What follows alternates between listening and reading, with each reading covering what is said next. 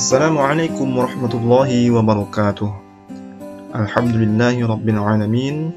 Wassalatu wassalamu ala asyrafil anbiya'i wal mursalin wa ala alihi wa sahbihi ajma'in. Amma ba'd. Anak-anakku sekalian, apa kabarnya hari ini? Berjumpa kembali pada hari ini kita pada pelajaran sejarah kebudayaan Islam.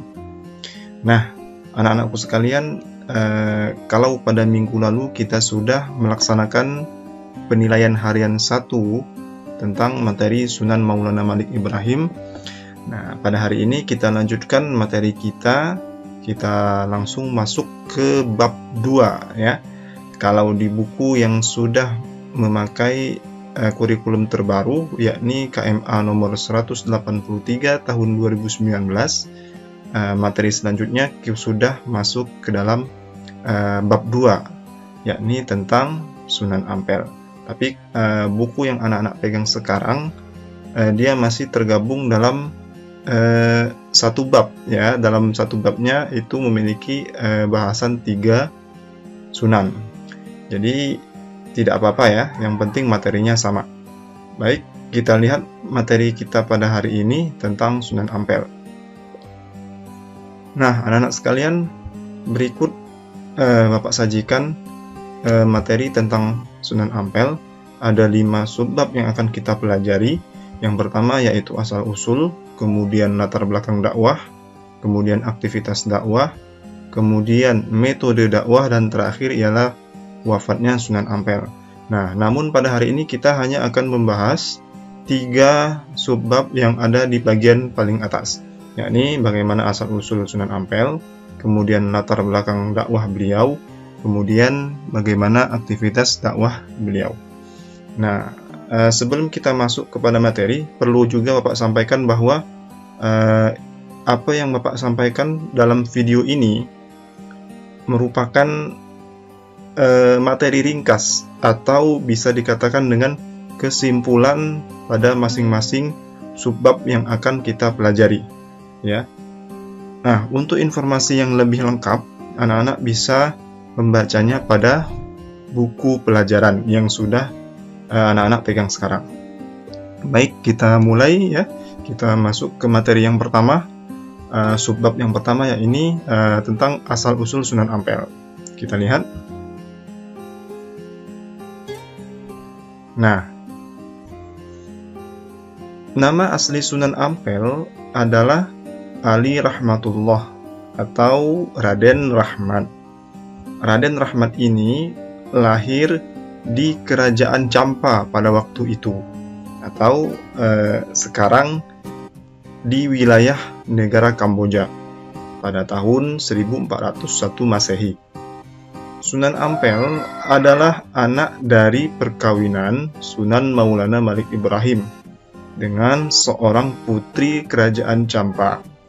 Sunan Ampel datang ke Pulau Jawa sekitar tahun 1446 Masehi. Kemudian kita lihat bagaimana latar belakang dakwah beliau.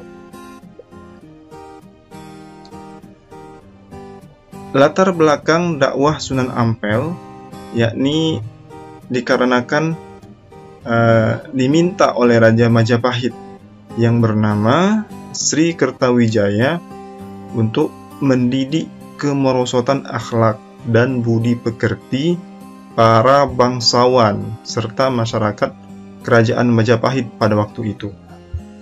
Karena sepeninggal Prabu Hayam Wuruk dan Patih Gajah Mada, kondisi Kerajaan Majapahit sangat memprihatinkan. Mabuk-mabukan, perang saudara, perjudian, dan lain sebagainya menjadi keseharian mereka. Lalu, bagaimana aktivitas dakwah Sunan Ampel? Kita lihat slide berikutnya.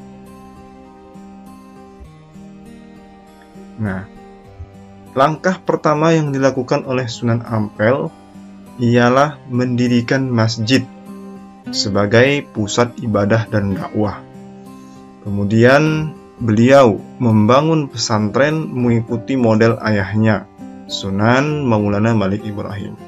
Kemudian Sunan Ampel ini dikenal memiliki kepekaan adaptasi.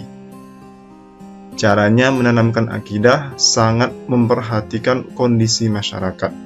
Contoh, pada waktu itu kata sholat diganti dengan kata sembahyang, menyesuaikan dengan kondisi masyarakat Majapahit yang beragama Hindu ya. Kemudian tempat ibadah dinamai dengan langgar ya, menyesuaikan juga dengan kondisi masyarakat pada waktu itu. Kata langgar ini lebih dekat dengan istilah sanggar ya. Demikian barangkali sepintas aktivitas dakwah yang dilakukan oleh Sunan Ampel. Baik, kita kembali ke materi. Nah, untuk hari ini Bapak cukupkan kita belajar 3 subbab ini. Untuk selanjutnya silakan anak-anak bisa menambah informasi dengan membaca buku yang sudah anak pegang sekarang ya. Demikian ya Bapak akhiri. Assalamualaikum warahmatullahi wabarakatuh.